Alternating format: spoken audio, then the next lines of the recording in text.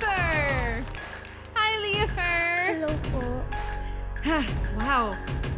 Napaka makapagbagdamdamin rendition. Sobra! Clash panel, ano po masasabi ninyo? Nako, Leafer, napaka-emosyonal ng pagkakakanta mo niyang kantang yan. Tanong ko lang, ikaw ba ay nagkaroon na ng crush? Or ikaw ba ay nakaramdam na ng pagmamahal? Or nagkaroon ka na ng crush na minahal mo talaga? Kung magagalit ang parents mo, wag mo na lang sabihin. Kung papagalitan ka ni Papa mo, Ibulong mo na lang alam mo sa kung bakit amin. ko tinatanong, Opa? Hindi na nagsalita. Kasi yung pagkakakanta niya, May laman. sobrang may laman Yes, na, yes, di ba? yes. Ikaw lang ang mamahalin, di ba?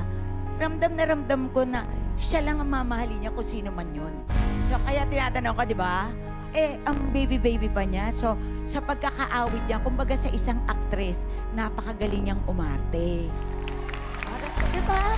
Kasi at an early age, tapos ganun yung emosyon na pinapakita mo, bibigyan kita ng 3 sobra! Thank you po. De, alam mo, totoo din yan eh. Kasi ang pag-awit, may kasama ngang pag-acting. Kasi hindi mo mabibigyan ng full expression ang isang kanta kung walang kahalong acting. So, I think that's what you did dyan sa ano. Because knowing that you are only 16 years old and you were able to sing a song like that has a very heavy meaning. So, napakabigat ng song na yon para makanta mo ng ganyan, na punong-puno ng expression that's very expressive. So, ang sabi ko, thank you so much for singing one of my signature songs the way you did it today. And also, hindi ko ever nakanta yung ikaw lang ang mamahalin the way na kinanta niya. Yeah. Oo, iba. Iba din. So, thank you, my dear, for singing that song. Thank you po. Tomby, kamusta ka dyan? Ha? Shaky. Shaky? Shaky sobra. Oo. Lia, fantastic performance. Okay? And yun nga, parang ang bilis ng growth mo from the last episodes up to now.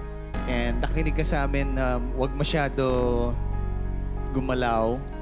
Pero meron pa rin parang gusto ko pa gumalaw ng konti. Pero nabawasan. Salamat. At patuloy mo lang constantly because you're so young.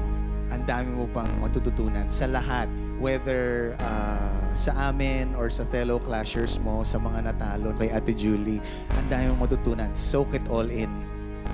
Para pagdating ng panahon, talagang mas gagaling ka pa. Salamat. Salamat. Thank you, Leafer. And thank you, Clash panel.